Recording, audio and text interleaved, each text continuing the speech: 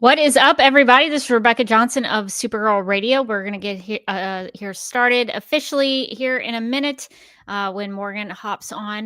But we are going to be talking about All-Star Superman number 8 for this episode of Supergirl Radio. So I believe there are 12 issues in All-Star Superman. So we are very close to the end. We are kind of on the path to the end. So that's kind of exciting. We've made it pretty far. This issue was a lot of Bizarro speak to read. So we'll have to maybe talk a little bit about that because some of it was admittedly for me, even though I read it twice, it took some time to try to read through all the bubbles and try to decipher some of the Bizarro reverse and inverse or opposite way of speaking. I was not a big fan of it, but that is what you get when you have a story about Bizarro set on Bizarro world. So Morgan, I see you down there. Are you good to go? Yes. I thought about making a background that had like all the Page Puncher Supergirl action figures on it, but then I decided not to. I didn't want to further incriminate us as suspects for the Supergirl action figure theft. What we had talked about, what would happen if we showed up and all the action figures were in our background. And I thought about it for a second and I didn't have time to do it. If you, as we said, it wasn't us, but then all the background is all of the. We did not have anything to do with that theft. But it was a pretty funny joke on last week's podcast. I see Hunter Iggy in the chat saying, "What's up? Thank you for joining us. Hope you are interested in All-Star Superman and Bizarro and Zabaro, who is a very specific Bizarro, not the pizza place, but a very specific Zabaro." And it looks like we have an old friend in the chat. Abby says, "Hello, everyone. Haven't been here since the TV show Supergirl days. Just happened to see the live link on my Twitter. Happy to be back. Made my night." Well, Abby, we are so glad you're here. Welcome back. Yeah, we've been having a great time. We hope that you can join us some more in the future. So we're making our way through All-Star Superman. We encountered Nasty Luther recently, and now we're hitting the Bizarro pages of the story. So I hope you'll continue to stay with us through the live stream and share your thoughts if you have any. Okay, so I guess, are you ready to go, Morgan? Do you have the doc? I just got the doc. And I assume you read through all of the Bizarro language and understood everything. Every word of it, I understood. Crystal clear. Okay. It's my second language now. Okay, you are fluent in Bizarro. Well, I guess we'll go ahead and get started and get to talking about All-Star Superman number 8.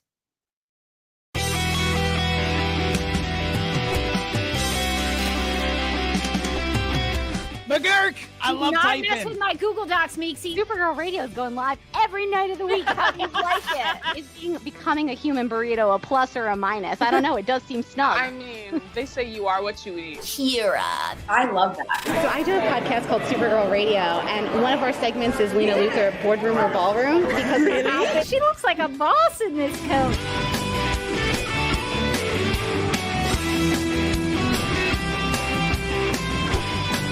Nasty Luther like a different Luther? It's not just Lena being mean? No. Helen Slater here. It's so fun to know that you're hosting a podcast called Supergirl Radio.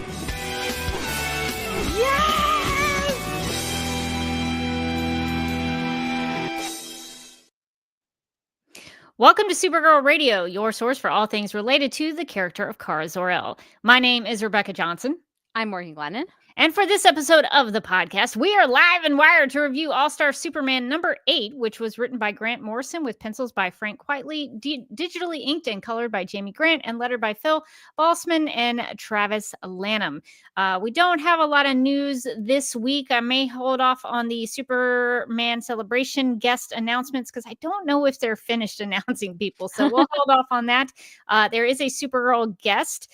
Anais Fairweather, who voiced Supergirl for DC Superhero Girls. She will be there, but we'll talk more about that when they announce their full list. So we don't have any news this week, so we're going to get straight to discussing the issue that we read and came together to discuss. This description is for episode 8. These issues call themselves episodes, and it's titled Us Do Opposite, and it reads, quote, "The Daily Planet regulars hole up as the terrifying Bizarro plague spreads across Metropolis. Superman's trapped in the reverse madness of a dying Bizarro world." Actually, I should say dying Bizarro world, exclamation point at the end. Yeah, this description sounds like it was kind of half last issue or episode and then half this one. Morgan, this issue, this episode that we're going to be talking about is all about trying to get Superman home. We're trying to send Superman from the Bizarro world, trying to get him back to Earth. And we got to get our boy home. We got to bring our boy back. We have to recreate sort of the sending him to Earth as a baby situation. This time not in a rocket, but on like strapped to a rocket. So it's a little bit different. There is a Jor-El of sorts in this one. But Morgan, what did you think about the plan that Superman works out with this new Zabaro character that we've been introduced to? And what did you think about their relationship and trying to construct this rocket? I thought it was actually an interesting relationship between Superman and Zabaro, because Zabaro initially, I think we were a little skeptical of him. We were like, I'm still a little skeptical of him, What's even this after guy's- the issues. what's this guy's deal? What is this Zabaro? I thought he was going to betray Superman and try to take his place. I wasn't like 100% off on that one. But I do think that Zabaro, and this is weird to say, I feel like he's not giving the Bizarros enough of a fair shake in this issue. How so?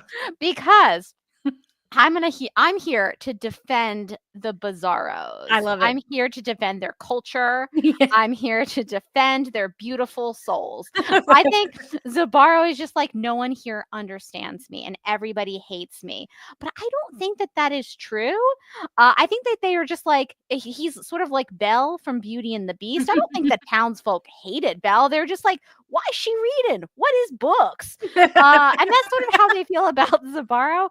But Zabaro is like, these people can't simply are not smart enough or like together enough to help you, Superman, with this plan. So you're doomed. And Superman's like, what if I tried speaking their language and then asking them for help that way? And Zabaro's like, please, I speak in full English sentences. Speak their language. And then Superman is like, don't me help with this rocket. And all of a sudden, all of the Bizarros are like, we definitely won't help you. And then they start putting the thing together, and it's like, Zabaro, have you ever thought about maybe just speaking to them in the language that they understand? Just connecting with them on their level. Connecting with them on their sure. Okay, you're smart. Congratulations. But like, have you ever just thought about talking to the other Bizarros in a way that they could understand? Because it seemed like Zabaro is telling Superman, like, it's hopeless for you. There's nothing that they'll be able to help you do. And then Superman's like, well, what if I just like tried speaking to them in their language? And he's like, that's not going to work. And as soon as he does it, they just immediately start helping Superman. Yeah. I don't know if it's out of the goodness of their heart or anything, but it does work. They start putting together the rockets. They're all excited about the thing. Listen, are they deep, profound thinkers? No, but apparently Zabaro's poetry also sucks. So we're all sort of at the same level, aren't we, buddy? I came out of this being like, Zabaro is sort of a little bit high on his horse up there. And I feel like if he just took a step down and tried to understand the Bizarros, he maybe would have a better time on the Bizarro world. But Morgan, he is the only one who can see the beauty in the sunsets. Has he thought about telling them about the beauty of the sunsets? In their language. Maybe they actually do also feel that the sunsets are beautiful, but then like when he's talking to them, they're like, sunset ugly, but that in their language means sunset beautiful. Yeah. And maybe it's just a language barrier where they're like ships passing in the night. It's like a beautiful sad story where like he doesn't understand that they're always just kind of agreeing with him. He's like no one understands me. They're like, we do, but instead they're like, no, we don't. And he's like, see, they just said they didn't. It's like, but in their language it's the opposite. I was slightly confused, and maybe I was overthinking some of this.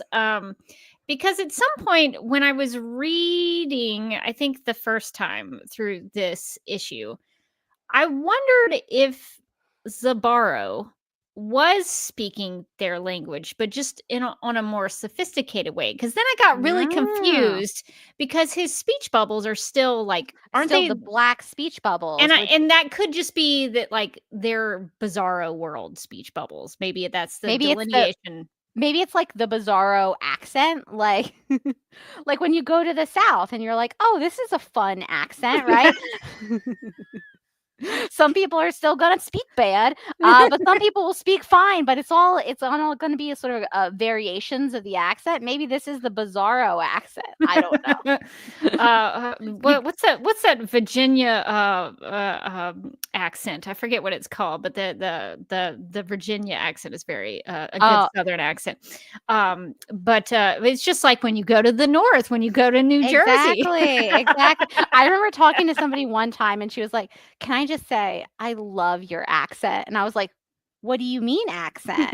And she's like, accent, the accent you clearly have, I love it. And I was like, I don't have an accent. I speak normal, like, yes. And I was like, oh, maybe I do. Maybe we all have accents. But yeah, so maybe this is just like he's speaking. I do agree, though, the speech bubble does throw it off, but he doesn't speak in the same cadence as the rest of the Bizarros. But his speech bubbles, like the rest of the Bizarros, are all black with white text. So it's like, what am I supposed to take from that? Yeah, he didn't do the me am kind of speaking, but I don't know. When I was reading it, I sort of was starting to overthink it and asking myself, like, is he speaking the Bizarro language, but he has more intellect, so it seems more smart. I don't know.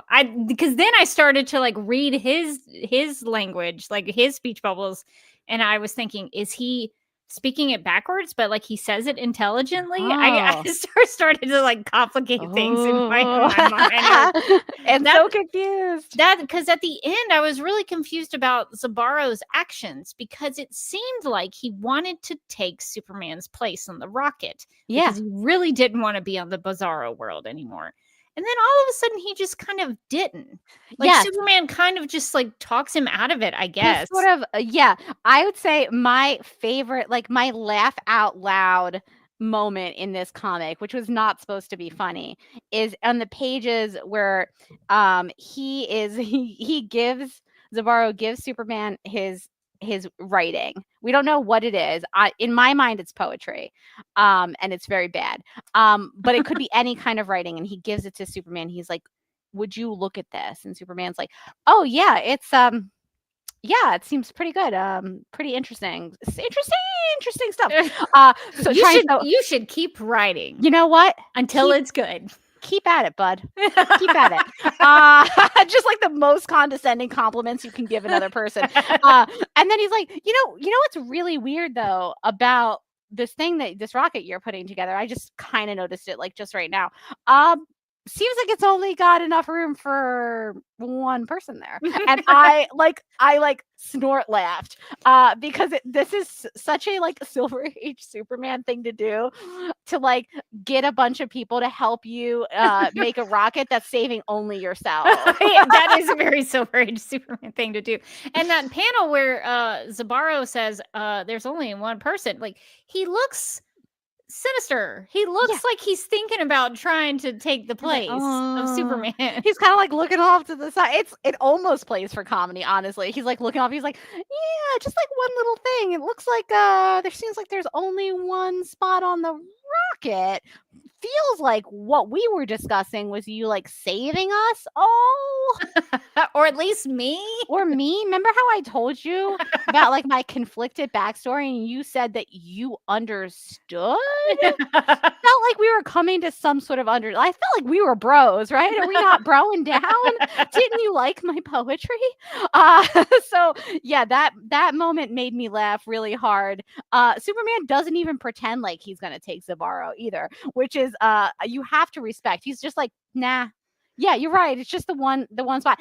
You wouldn't make it. Only I can withstand it. Even though I have been under a red sun for a while now and am incredibly weak. He's like, I don't think I'm barely going to survive it. And it's too dangerous for you, Zabaro. I could not possibly risk your life. My bro, you got to keep working on that poetry, dude. And I will come back for you. Let me get home and I'll come back for you. My favorite part about him offering to come back is that he's very non-specific about when he's going to do it. Could be any time. Could be no time. He says, I can't let you risk it, but you have my word.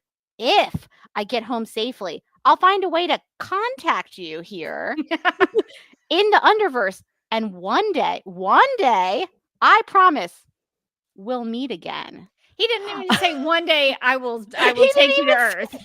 One day we'll meet again, whatever that means. Just one day we'll meet again. It's like if you've ever seen somebody trying to like break up with somebody, and the other person's not realizing that they're being broken up with. It's like, you're such a special person. Superman is fully breaking up with Zabaro. It's like, you know what? I wouldn't want to hide your light under a bushel. I feel like what you're doing here with your poetry, that's so important, you know? You I should can't stay take you here away from that. stay here and write all the stories about Bizarro World. That's important that someone documents. It's so good. It's so good. And then he just like tries to hype him up. He's like, you're not an imperfection, Zabaro. You have a beautiful soul. I don't want to spend any more time getting to know it, but others will someday. So It's really good. now that you mentioned that, that's sort of what made me think about why I was sort of questioning how I was reading Zabaro's dialogue, because he says 1 in every 5 billion Bizarro copies is born, quote, flawed, imperfect, and an aberration, unquote. And he says that he is that one copy. So I was really confused because I was thinking about things in the reverse. So like, if he is the one exception to the 5 billion Bizarro copies flawed, imperfect, and an aberration, or is Zabaro I flawed, think imperfect, and an aberration? Because then I was within the Bizarro world, I think he is the aberration, because if you, I'm looking at this on like a Twilight Zone pig people episode kind of way, you know, where it's like, no, she's not beautiful in the eyes of the pig society, right? oh sure, Like, okay, yes, okay. sure, she's a very foxy lady to us humans, but to pig people, hideous. And so it's like to us, Zabaro seems like a sensitive soul, like somebody who looks at the sunsets and like thinks that's beautiful, I must write about it. But to the Bizarro world, they're like, why is he always writing about these sunsets?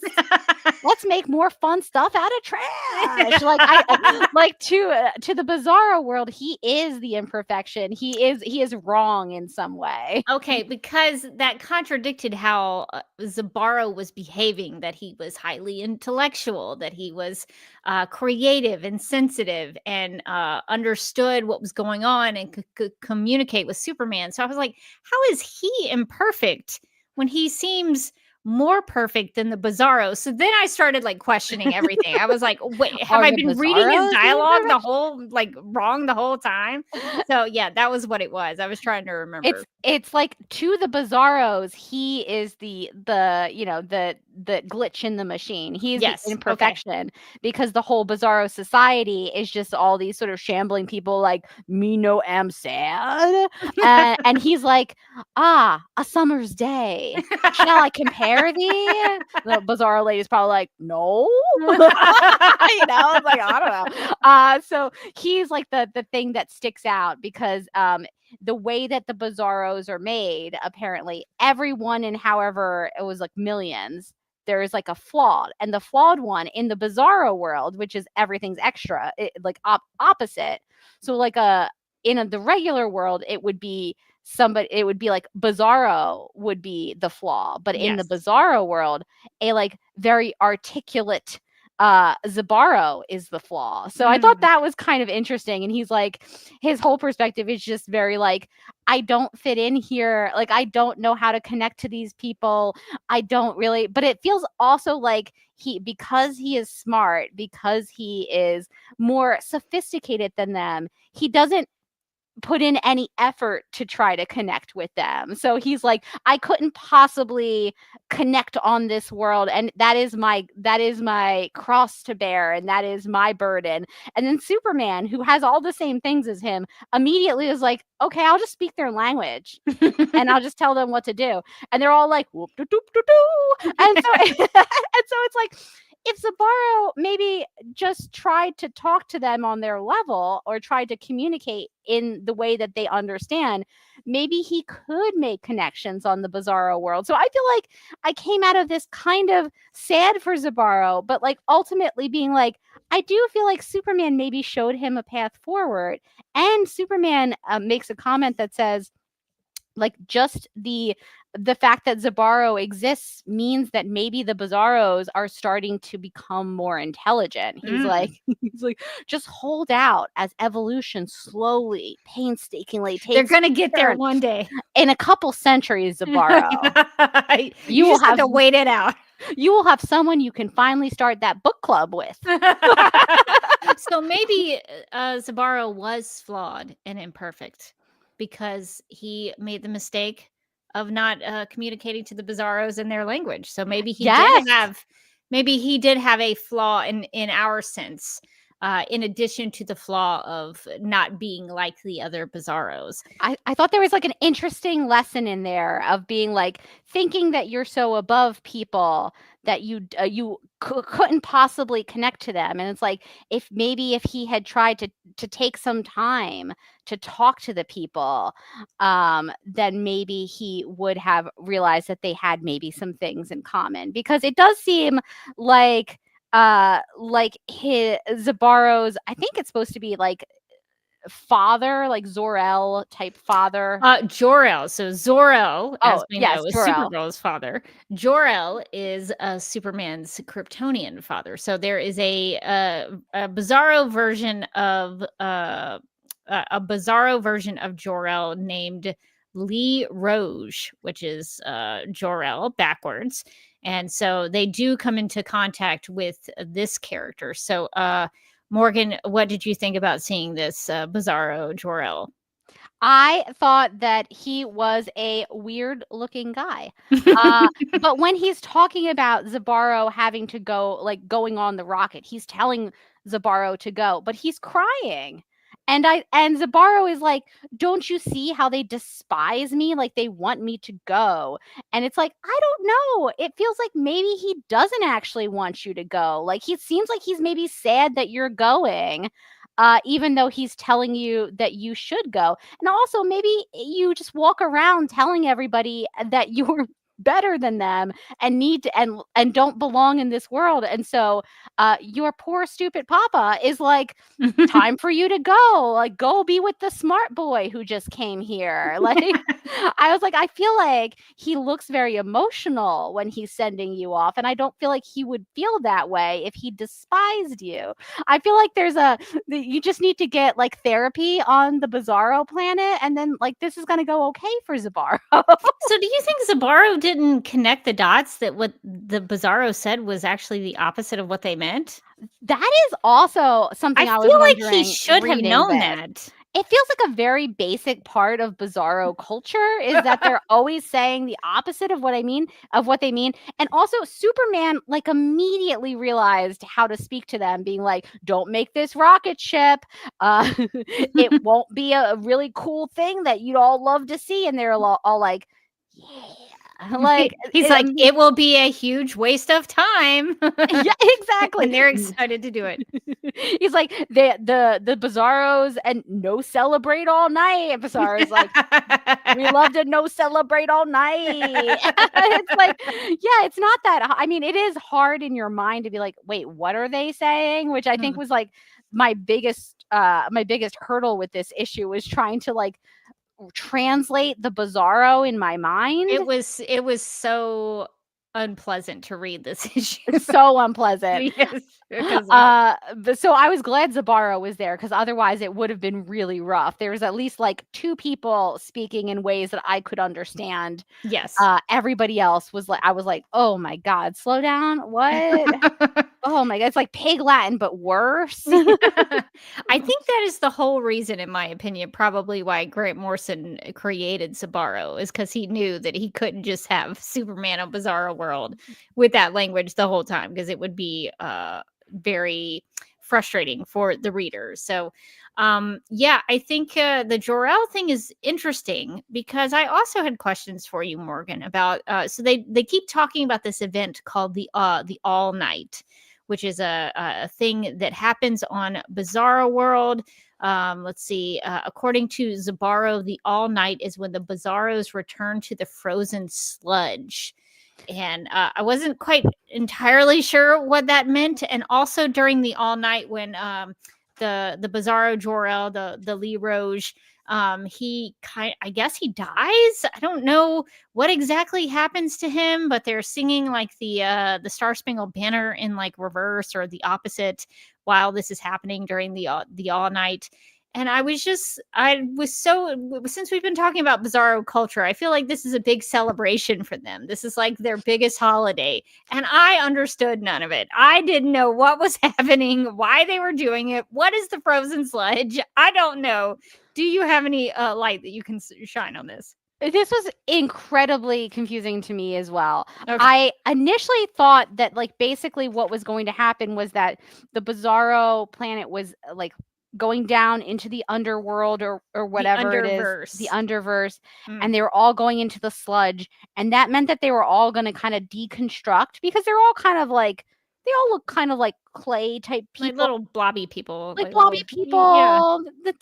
They're sort of fuzzy anyway. That like when they went into this, they were all going to kind of go like and straight they were down just and going to become little gloop, sludge. like Yeah, sludge, gloop, yeah. And so I was like, oh, so like in some ways, when I thought that this meant that like everybody's going to kind of die.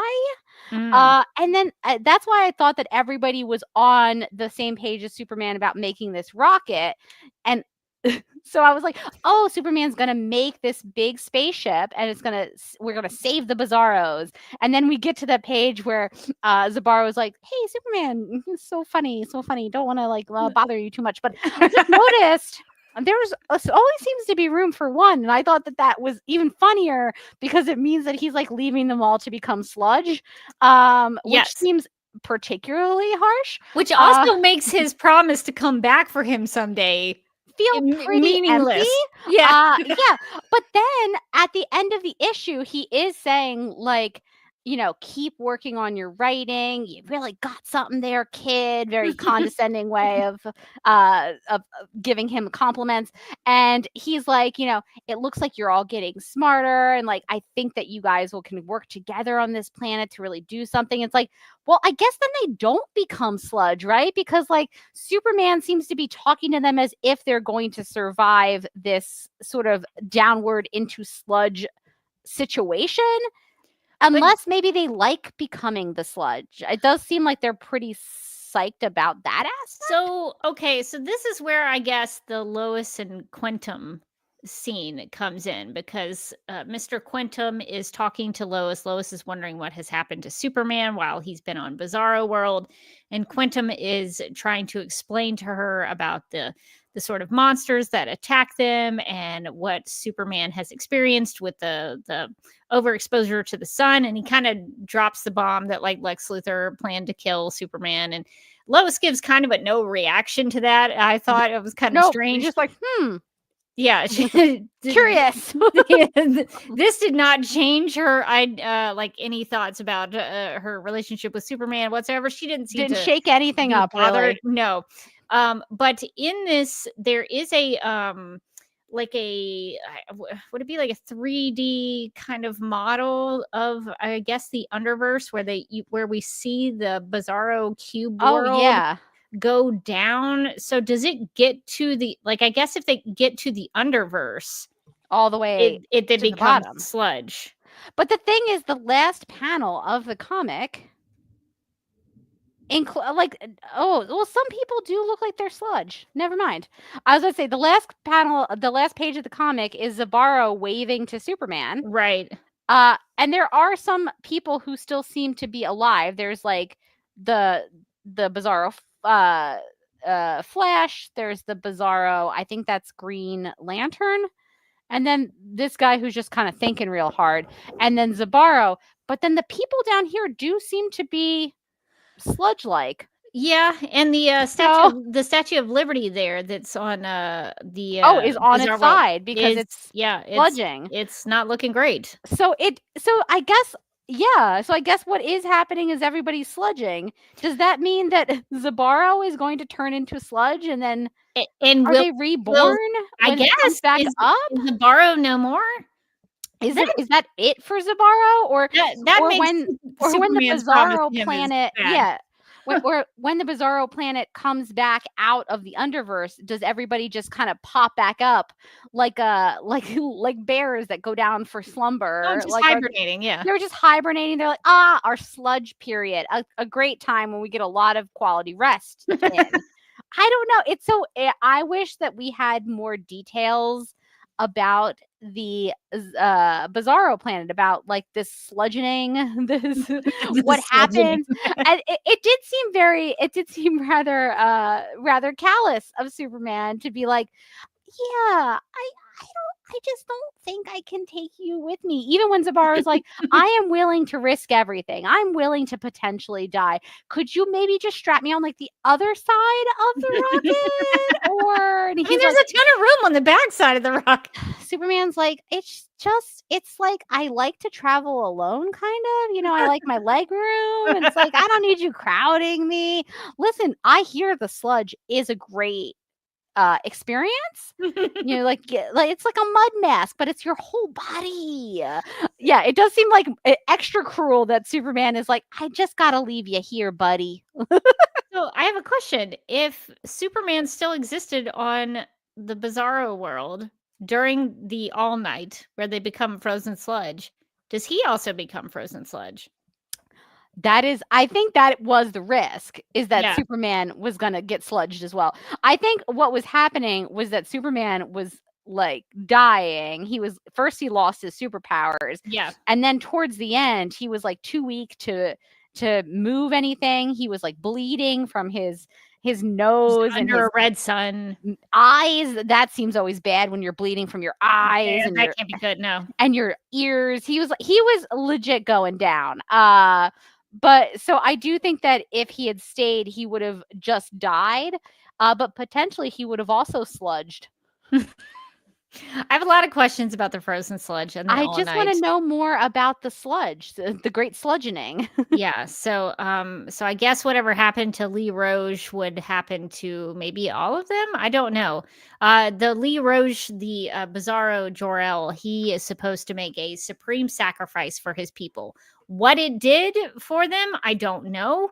I don't know if his death does anything impactful, but that's what they say about him, is that he is supposed to do something for his people during the All Night. His twisted behavior has also made him king of the Bizarros, which is why he wears a crown. So a very strange take on the Jor-El idea, but he does not last long. So I do think unfortunately that for there him. is something to be said about like Lee Roge is sort of a different version of Jor-El, because at the end when he's doing his sacrifice, which we're unclear about why he would need to do that, what it accomplishes, I don't think but it does did anything. at all. It's okay. He felt pretty good about it. But he does tell Zabaro to go, which if you think about him being like a Bizarro version of Jor-El, like that's what Jor-El did with Superman. He sent him away. So it feels like his last action is to try to also send Zabaro away somewhere maybe that he would be safe. Yeah. Although he has been trying to train. What does he say? He's always encouraged me to be a great idiot, which I think is beautiful. See, that's another one of those times that I was like, does he mean idiot or does he mean the opposite of an idiot? That was also something I was questioning. I was like, okay, but does he mean idiot or is he encouraging you to be smart? But because the Bizarro Jor-El probably said idiot, meaning like the opposite. I want you to be I don't want you to be a great idiot or whatever. And Zabaro was like, you want me to be an idiot? And he's like, yes, an idiot, but he's meaning smart. Yes. But then in Bizarro culture, would smart be bad? An idiot be good? And like this is why it's confusing. It's like I go down too far too, because then I start like over analyzing. I'm like, wait, is it that they're just saying the opposite word from what they mean, or is everything opposite is good, bad is left, right? I think everything is opposite. I think if Lee Roge said that he wanted him to be an idiot, I think he probably meant he wanted him to be smart. But is smart bad on the Bizarro world? Like, would you want your child to be, and on the Bizarro world, would you want your child to be a great idiot, actually? Because being an idiot would be good and smart would be bad. See, this is what I mean. There's like too many layers. This is why I don't like the Bizarro stuff. I think if I was to guess, I would think being an idiot was a good thing, because I think in their mind it means smart. Yes. So okay. I think that helps. I think that's it. But it kind of gives you the impression of how like little Zabaro understands the culture that he is like a part of and grew up in. It's like, how did Superman get the measure of this so quickly? And you're like, he keeps saying he wants me to be dumb. It's like, but everything's opposite. So is that what he's saying to you? So they do have a conversation, Superman and Zabaro, about Zabaro saying something like, "Have you ever felt so unique and so different when you're around other people?" And of course, Superman would know what that's like on Earth. And so I think having grown up on Earth, Cal or Clark would have been able to assimilate to the people of Earth, gotten to know their language, learned English, learned the culture, and he was probably already used to the idea, especially if he went around the world saving people, he would need to connect with people on their level and their culture and their region, in their country, whatever it was, with their language.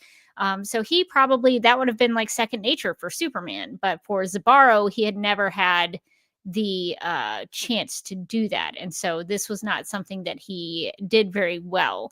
So I think it said a lot to Superman's character that he had already had that experience to where he had to learn how to communicate with people who were not like him, because everyone on Earth is unlike him. He is a Kryptonian. He's an alien. So I think that was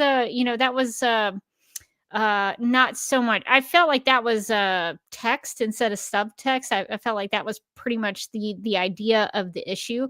But I thought that was a nice way to go about that in terms of the Superman Bizarro world kind of character. And then in the Bizarro Girl, Sterling Gates storyline, the basic premise of that is that Supergirl realizes that she and Bizarro are not so different. And so I like it when they play with these Bizarro characters in a way that says something about the superhero character. So I really like that aspect of the issue. And I think that to the point I'm making about how Zabaro is sort of the architect of his own issues on this planet. You see, he says, I can't bear to hear you talking like that. Superman, please don't sink to their level. And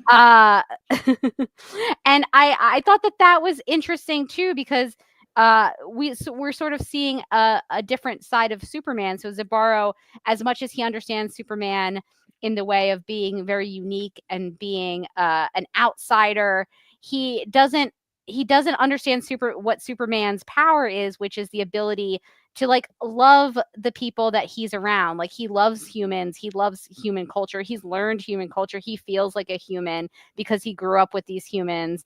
But Zabaro hasn't made any effort to understand the people that he lives around because he just kind of feels superior. You can make the argument that Superman's very much superior to human beings. Oh, absolutely. Lex Luthor would make that argument. that Superman, if he lifted a little bit more, could finally get that ideal physique. But also that like Superman is superior to humans. That's why Lex Luthor hates him.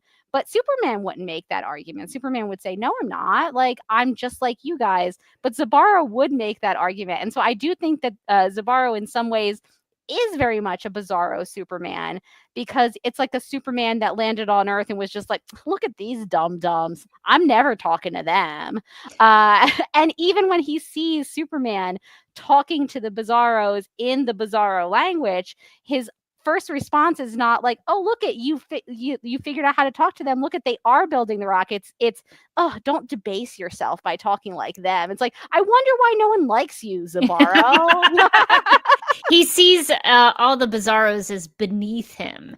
That is such a good point, Morgan, that he sees himself as a different kind of like being on Bizarro World. All the Bizarros, they're Bizarro. They're a Bizarro kind of character. He's different. He can read and write poetry, and he cares about the beauty of the sunsets. He is a higher intellect than them. But I love that point that he is a Bizarro Superman, because he would not see himself as Superman would not see the people of Earth as beneath him. Now that would be a different kind of Superman. That would be a scary kind of Superman. It sure would. That would be a Superman that bad news for us. Batman and all of his paranoia would hopefully be prepared for, because that would be that would be bad news for the people of Earth. But you're right. Zabaro is the version of Superman if Superman felt like other people were beneath him. I think that's a really, really good point. And I think that having talked about that, even though he kind of leaves Zabaro to return to frozen sludge, and that's kind of not great for Superman, I at least like that this issue allows something good to be spoken in terms of the story, in terms of the Superman character, about why Superman is a great character and why they should be celebrating him in this story called All-Star Superman. It should be kind of a celebration of a character who is supposed to die by the end of this. So I like what that says about Superman, even though he's kind of jerk and he let all of them like return to sludge.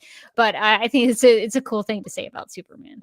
Yeah, I mean, listen, the sludge is part of their culture. I don't know, maybe the great sludgeoning. It seems like everybody's excited for the great sludgeoning. Are they excited about it, or are they terrified because of the Bizarro thing? That's so true. Again, this is why I don't love the Bizarro. Is the whole during the entire issue, they're like, they yay, but freaking also out they're about like, the all night? no. What does it mean? Yeah, no, I know. It's so confusing. But yeah, it is harsh that he leaves them. But at the very least, he, unlike Zabaro, never disbelieves that they could help him. He's immediately like, well, there's so many people here. Like, why wouldn't they help me? Like, we could all put a rocket together by ourselves made out of trash. And Zabaro was like, these people could not put together a rocket.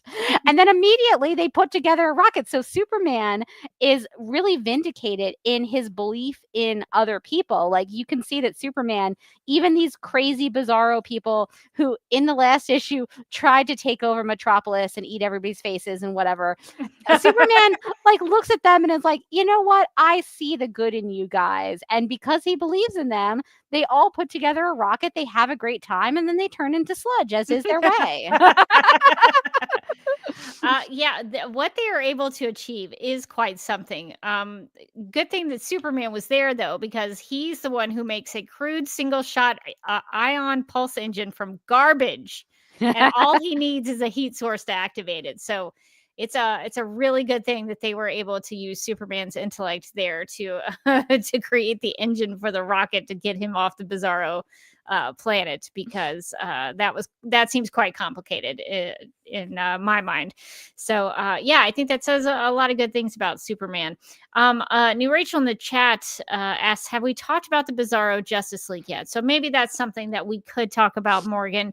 What did you think? We got a Bizarro Green Lantern, we got a Bizarro Flash, we got a Bizarro Wonder Woman, sort of statue that the Bizarro Superman just kind of carries around like a little friend. And then they make mention of Bizarro Batman having been murdered by his parents. That was my favorite. That was my favorite joke in the whole issue, was that Bizarro, I mean, besides him just being like, oh, I just can't really squeeze you on. It was like a like the end of Titanic, where it's like, oh, I think there might be like some room on that, and it's like, no, there simply isn't. He's like, I'll never let go, Zabaro. And then he shoots him immediately. Let's go. Immediately he lets go. But yeah, I thought that the idea that Bizarro Batman was shot dead by his parents was so funny. Brutal. Brutal. Really, really rough stuff. But also, yeah, I guess that would be the opposite of Batman. Well, I don't know, because Bruce doesn't kill his parents. Yeah. So why would his parents kill him? I don't know. I was just going with it. I was like, that's, now I'm overthinking it. That does seem vaguely opposite. Well, I guess maybe anything from this planet. Or were they saying that? No, I think it reads as if like his parents kill him. They say Bizarro Batman no shot dead by him parents. So it's hard to. Although does that mean the opposite? Which would be what? Did Batman kill his parents? I read it as his parents killed him. Yeah, that's what I read. That's why he's not there. Yeah. But then he wouldn't have had to. I can't think about this too much. I was going to say then he wouldn't have had time to become Batman. Don't overthink it. Thank you.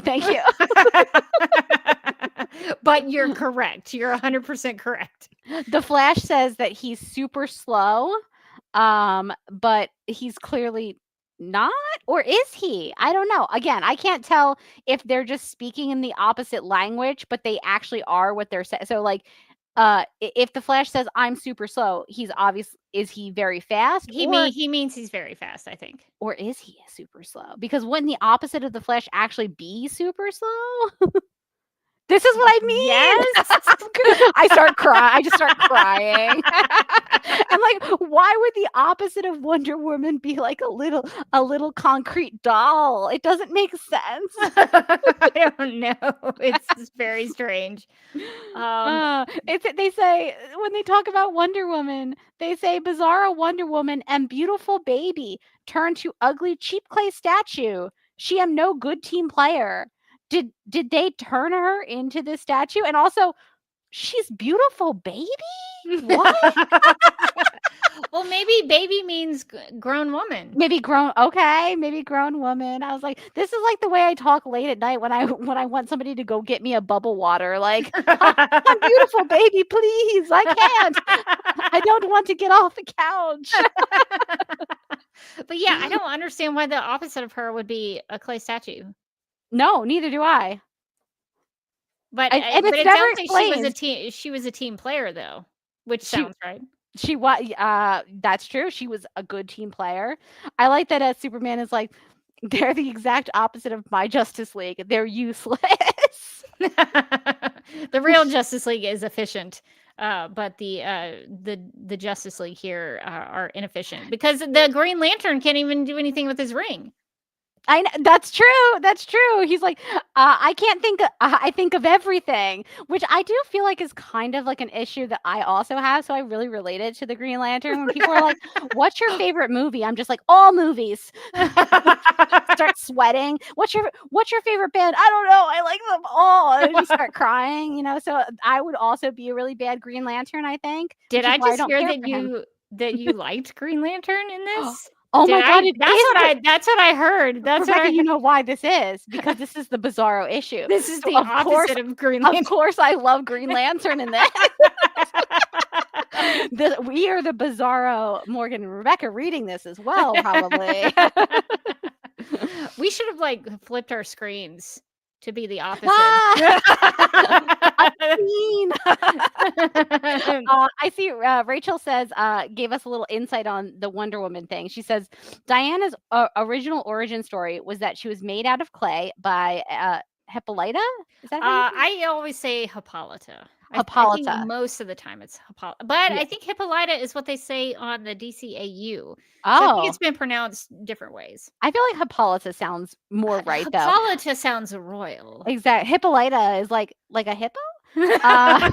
Which is cute, but so Rachel said Diana's original origin story was that she was made out of clay by Hippolyta and brought to life by the gods. So that would explain why in this version she is just a little clay figurine that they carry around, because she was obviously never brought to life by the gods.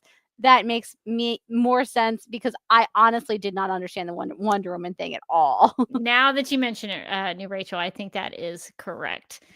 Okay, so the Justice League, I was a little confused. Okay, so I have another thing that I was confused about.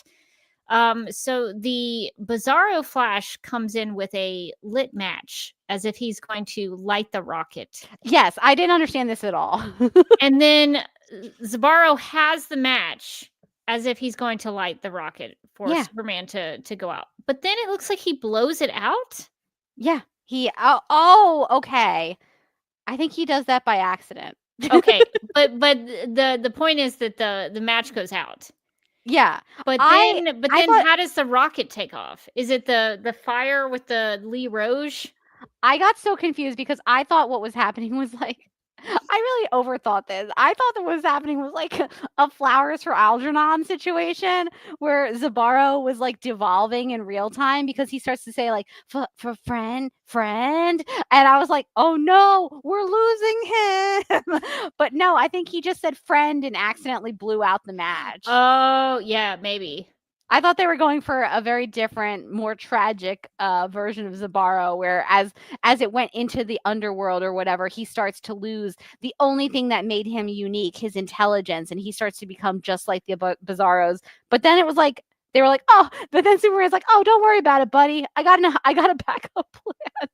So how does the rocket then So launch? what he does is he insults Bizarro Superman, making him angry. The Bizarro Superman, not Zabaro. Oh, and Bizarro. he like throws it. And then he throws it into the air, that's like launching very him subtle. into space. I'm just now seeing it. But Honestly, I had to reread that section like 2 times because I was like, what's happening? And I was like deep in the weeds of like, oh my God, what a tragic tale of. And then I was like, oh, wait, no, he just blew it out. He just blew it out speaking, I think. Yeah, when he said friend, no. he like blew a little too hard. Yeah, because I was wondering, like, was that fire that was taking place in the same scene, like somehow made the rocket launch? I don't know. But yeah, very clearly Super Bizarro has his hand on the rocket and it looks like he's about to throw it. So yeah. One could ask a variety of questions about this issue. But also in the panel where he's throwing the rocket, it looks like there's a big bonfire behind them. And that's where Lee Roge is. Couldn't they have just taken anything from that bonfire and then lit it with that? Seems like you could have done. That's what I assumed they had done. But no, I guess they just needed to launch him somehow. Very confusing. Very confusing. Yeah. Poor Lee Roge, though, he is disintegrated. Yeah. He is bones or ashes. I'm not sure, but he is not looking good there. Yeah, so I guess we have Superman launched into space and going back to Earth and making it off of Bizarro World. Morgan, did you have any other thoughts about this issue that you wanted to talk about that we haven't already? A lot going on in this one. A lot of it confusing. But I did think that the Lois stuff was also strange. She has presumably no reaction to Quintum telling her that Superman is dying. Just like, nerds. And then at the end, Quintum is like, well, bad news. It's gone into the underworld. Underverse. Thank you. It's gone into the underverse, and there's no way Superman can get out from there. So he's gone. Maybe he's sludge. We don't really know. We don't know their culture. We don't know if that's. Maybe this is a good thing. Actually, is it a good thing? We don't know. We don't know. Maybe he'll come back stronger and better than ever out of the sludge. We don't know. There's just no way to tell. And she just kind of looks over like, No, not a tear, nothing. It's such a strange my critique of this run is purely a Lois Lane critique. The Lois sucks. She sucks. I love Lois Lane. It is so painful to be like, oh my God, anytime Lois pops up in this, I'm always just bracing for something. And in this issue, she's in 2 pages, and in both of those pages, she kind of sucks. She really sucks. Was it this one where she said something about Clark? She does say something. She has to take an opportunity to dunk on Clark if it's possible. She says when he tells her about Lex's intention to kill Superman, she says, this is why Clark took a vacation after he interviewed Luthor on death row. And I was like, how do those 2 things go together to you? Also, did she not... Can you hear that thunder? There's like a storm a-coming. I thought that you were just like moving something. No, that was thunder outside my house. Intense. Okay, all right. I was like, "Ooh, am I jostling something?" No. Oh, we might have to wrap this up early in case something happens. Oh my God! But the Clark thing, it didn't make any sense to me because, like, why would she not start connecting those dots? Because we know that she doesn't want to believe that Clark and Superman are the same guy, even though he has confessed to her that he is the same guy. And she's not connecting the dots on how, like, Clark is not there anymore. Also, Superman is not there anymore. So not only is she kind of a jerk, she's also kind of oblivious and not very smart.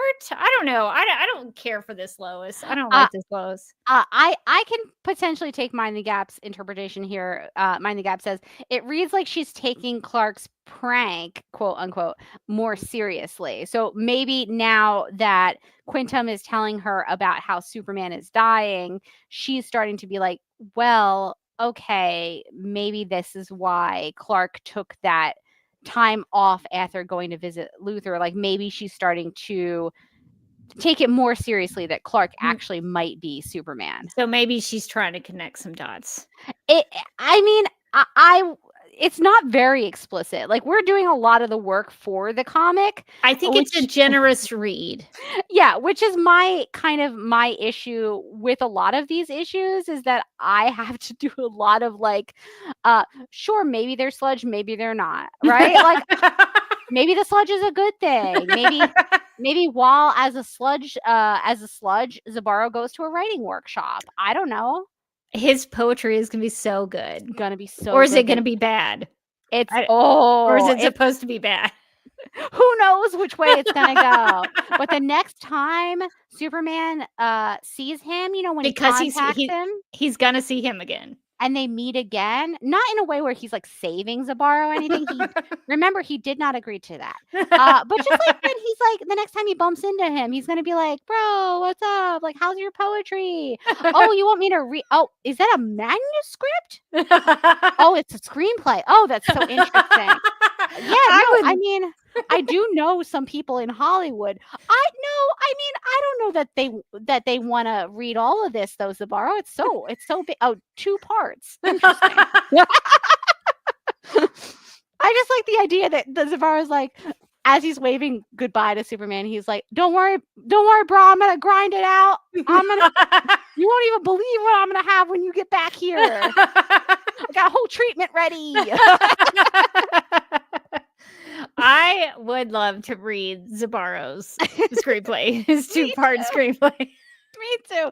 I think it's beautiful. I think it's hauntingly beautiful. Maybe his screenplay is how he learns how to connect to the Bizarros. I think that would be so nice. That would be a nice a nice moment. I like to think, we're not all the way through the comic. We're about this much in the physical book. I like to think that by the time that we get to the end, Zabaro comes back. And that he's got that screenplay and that he saves the day. And then he's like, it's just a lunch. If you could just get me a lunch with somebody at CAA, I think they're going to really want to read this. That gets representation. I'm pretty sure this is how the whole comic ends. That makes me almost wish there was a Zabaro title that was just about him. I know. I don't think you've watched any of the Harley Quinn animated show. No, I haven't. No, but Clayface. This reminds me of like the Clayface from the Harley Quinn animated show, who's just trying to become an actor. Just trying to get representation. Just trying to get cast. Like that would be my whole Zabaro like single title. It would just be him working on his writing, getting rejection letters, crying about it, being like, "Dad, they rejected me," and then he's like, "Is good, yes." That's what I think you should also include in that if you're going to write this Zabaro title, which I think you should. I think you should pitch this. Thank you. I think I should. I like the idea of him giving the Bizarros his screenplay for feedback. He's got to have somebody like beta test it, and so all of their feedback like messes him up. Yeah, it's because it's so confusing. Yeah, he's like, sets him back. Does that mean good or bad? Does that mean good or bad? Papa, are you proud? And he's like, no. He's like, does that mean yes? No wonder Zabaro's just kind of hanging on by a thread. Yeah, he's going insane. I like this. I think we should pursue this. Add this to the comic book titles that we're going to write one day because I think it's a great idea. So much story to tell. I see that there is a quick question as we're wrapping up from Mind the Gap. I think somebody asked this last time. Mind the Gap says, Morgan, does the edition of the trade have back matter? Because some editions have Grant Morrison's commentary. It does in fact have back matter. There's quite a bit of material back here that's like sketches, text. There's a bunch of a collection of the covers with some about Superman. Lois Lane, there's a Jimmy Olsen page. So there's a lot of stuff back here that I'm excited to read once I've actually read the book, and I'm not going to spoil myself for anything. But yeah, it does look like there is quite a bit of stuff back here with his commentary, which I think would be interesting to read after I've like read the full yes, the full I think comic. I'm assigning you the task. I'll report back like a book report. Yes. please respond back in case Grant Morrison has any insights to share about his creation process. Maybe there'll be a whole section on the Bizarros and Zabaro, and we'll find out more about him. Maybe we'll find out more about the sludgeoning back here in the back of the book. Clear it all up for us. We're gonna know exactly what's going on by reading that back there. I believe in it. Anything else about the story before we go on to the art? No, I think we covered it pretty well. I was confused at times. I was amused at times. I was confused at times. Does feel like it sums up a lot of my issues with this run in general. It's like I come out of a lot of the issues enjoying them, but also having like a lot of follow-up questions that aren't always answered even in discussion. So yeah, I thought that this had some interesting ideas, but I do think that if you think too much about the Bizarro world, it does start to fall apart a bit. So maybe you got to skim on that surface, you know? Yeah, it almost gives me a little bit of a headache. Yes. Reading it. In terms of the art, did you have any panels or pages that you thought really stuck out to you? I like the backsplash page where Zabaro is waving and there's the sludgening is beginning. That was a great page. As I think I mentioned earlier, I love the page where Zabaro begins to realize that Superman is not going to take him with him. It's this bottom panel where he's kind of looking over to the side like, hey man, not to bum you out or anything. Are you leaving me to die? And Superman's like, yes, sir, I am. I thought that was very funny. A little bit of comedy. Not sure if that was intentional, but I liked it. I think it's supposed to be think it's intentional.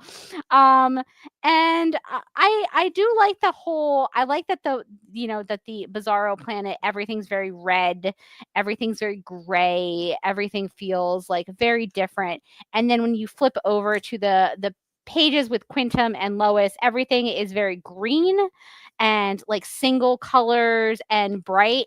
I thought that the contrast in terms of like the rest of the comic being very red and kind of grayscale was really interesting and really made those panels with Quintum and Lois pop out. Yeah, I agree. I definitely have questions about what the thing is that looks like an eyeball. Oh yeah, no idea. Like a pink eyeball. I have no idea what that is. I guess we'll find out maybe next time. But I think you're right. That contrast is good because it really delineates the place you are in. So you definitely know when you're in Bizarro World, and you definitely know when you're hanging out with Quintum. They're two different places, two different locations. Yeah, I really liked the panels where Superman and Bizarro. Zabaro are like the pizza chain. Yeah, just like the pizza place. I like the panels where they're sitting together because it's an interesting contrast to the two because they have similar super suits, but they are different in terms of their glyphs, like the house glyphs that they wear, and the capes are different, obviously. And so I like seeing that the contrast between the two of them because that's very consistent in the way they look. So I think that's very good. I also really like the panel where Superman shows his rocket plan to everybody, and they're all like, "Boo!" That made me laugh so much. Now they're on board. Now they're excited. They're ready to go. So they're psyched about this.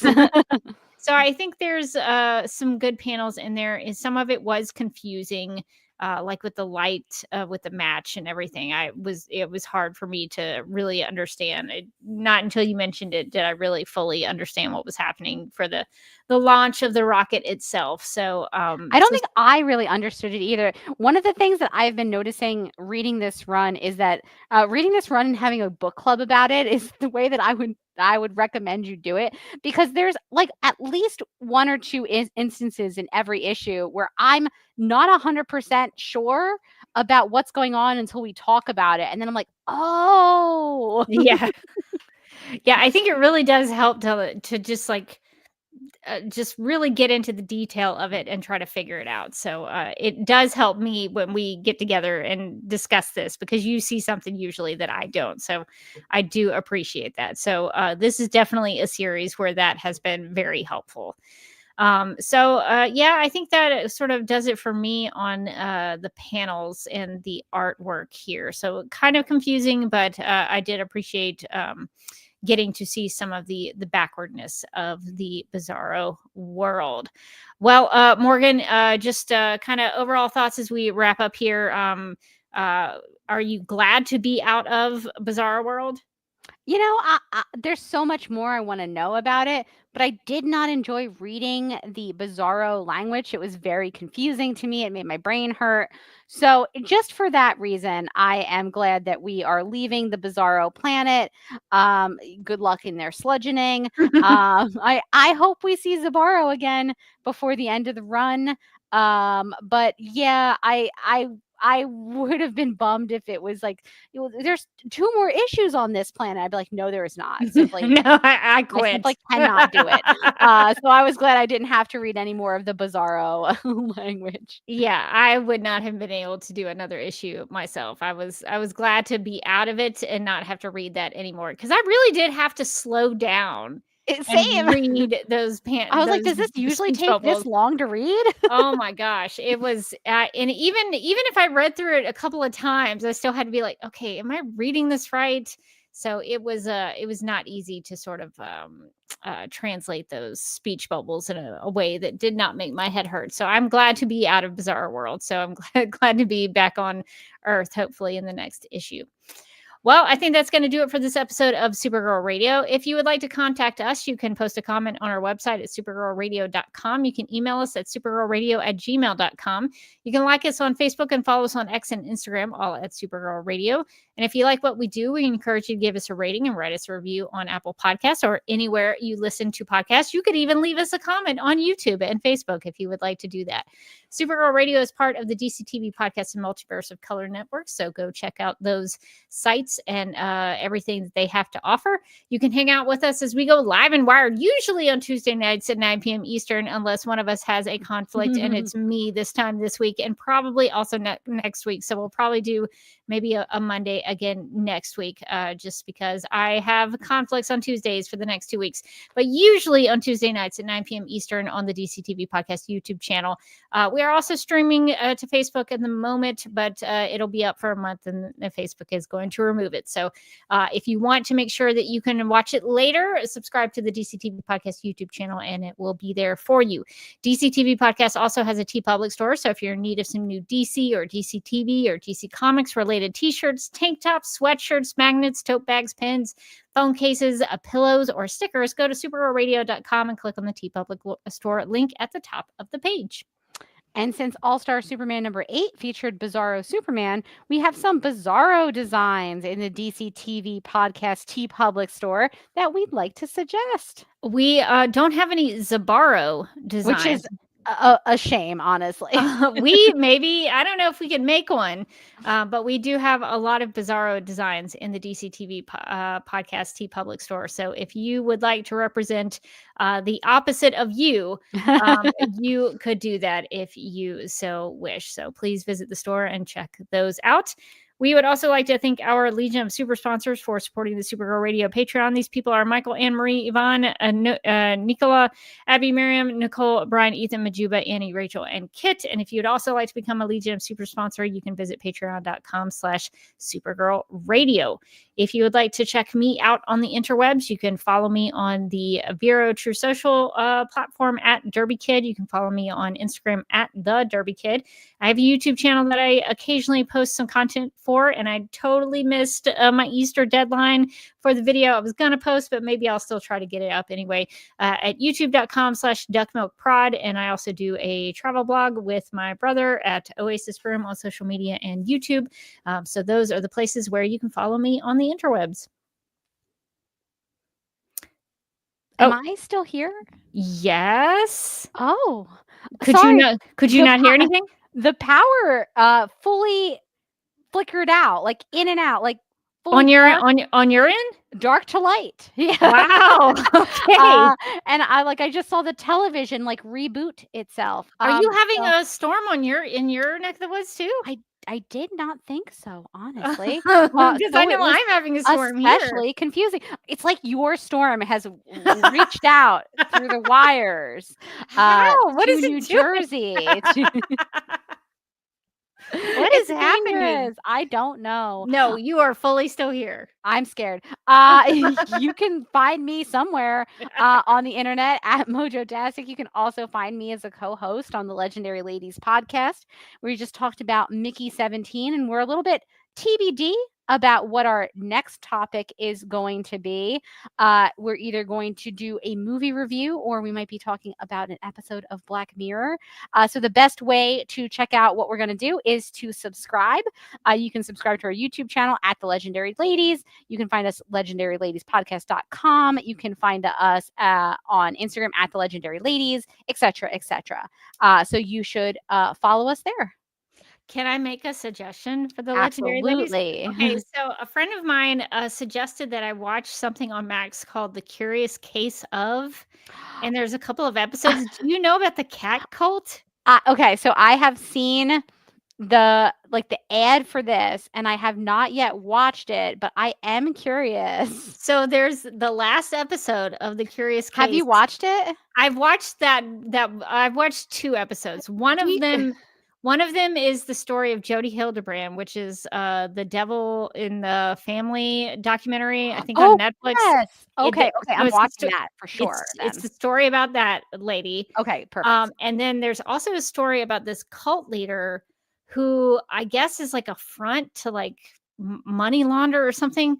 She tells all of her followers to like adopt cats. And It's like feed the funny cats and like because- take care, and they would have like 30 cats in there. I think both of us watch a lot of like true crime, like documentaries. Like I'm a sucker for a good cult. And as I watch them, because I'm a little bit of a jerk, sometimes I'll watch them and I'll think, you could never get me to do that. You could never get me into that cult. And every now and then I'll hit on one where I go, uh-oh.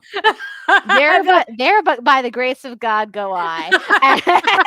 And this sounds like one of them. It's like, oh, yes, that's right. The cult where you just get a bunch of cats. I'm like, oh no, am I in it already? That sounds lovely. Oh, Morgan, they talk about how like their houses 30 just cats is- smelled and 30 like cats it was is gross. Insane. Okay. This is a flip side. Have you watched the documentary about the child influencers on Netflix? I know of Kid-fluencing. it, but I haven't watched it yet. I have a real problem. I'm so sorry, you guys. But they at one point they talk about how like the mom of the kid influencer had like 30 cats or something, and it was costing like $10,000 a month just to feed the cats, and I was just like, yeah. Sometimes I'm like, yeah, it'd be sweet to have 4 cats. Like that's my limit. That's the top. 4, like 30 cats. I mean, it sounds like heaven, but it's simply too many cats. Maybe 30 kittens would be 30 fun. Kittens would be so cute, and then you give them away to loving homes when they get older and big. That's terrible. That's simply too many cats. I need you to watch that episode. It's just one episode on this cat call. Are any cats like hurt in the filming of this? No, it's just that was my concern. It's just really weird. Yeah, cat hoarding is rough. But I was like, I don't know. That sounds very funny, but it could also be a bummer. And I bet it's probably both. It is a little bit of a bummer because obviously the real people. That's so many cats are like affected like emotionally and personally by what this lady does to them. You can't have that many. You got But I do wonder what would I do if somebody said your mission from God is to adopt 30 cats in your house and you have to take care of them. Once again, unfortunately sold. Like this is the one that would get me. I would have to turn it down because obviously I'm highly allergic to cats. But yes, you would have to. I look down on so many of these. I'm like, I would never be in that dance cult. Yeah, of course I wouldn't. But the cat cult. Uh oh. Well, this lady, I forget what her name was, but she apparently had no. We're just gonna. I'm just gonna sum it up for you. She had no interest in any kind of religion previously, but then she saw, I think, a lady on TV who was like preaching or something, and she was like, "Aha! I know what I want to do." And so then she like started this little. I'm just like, I guess it was a church of some kind, but nothing she ever said made any sense. And then she went to go see the Da Vinci Code, and then she claimed she was like Mary Magdalene and she was married to Jesus. This lady was out of her mind. In addition to asking all of her followers to adopt 30 cats per home. So very strange. A very sad story because one of the people in the cult especially was very impacted by how she used her.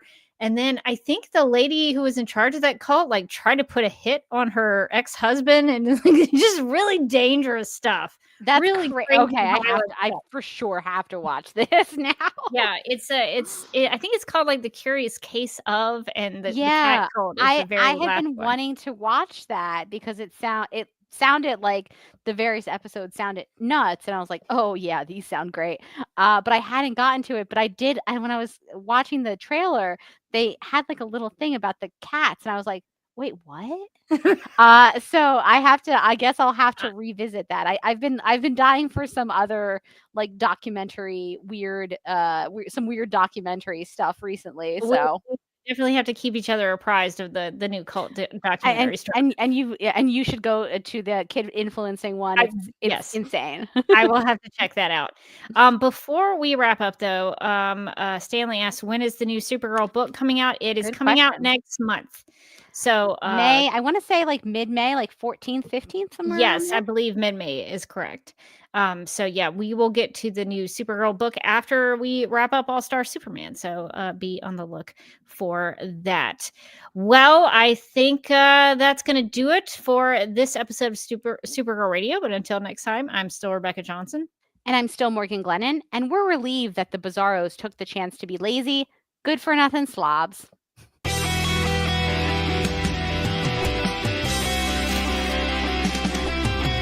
McGurk! I love typing. Not mess with my Google Docs, Meeksy. Supergirl Radio is going live every night of the week. How do you like it? Is becoming a human burrito a plus or a minus? I don't know. It does seem snug. I mean, they say you are what you eat. Kira. I love that. So I do a podcast called Supergirl Radio, and one of our segments is Lena Luthor, Boardroom or Ballroom, because she looks like a boss in this coat.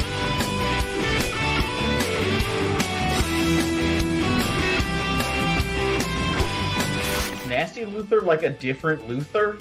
It's not just Lena being mean? No.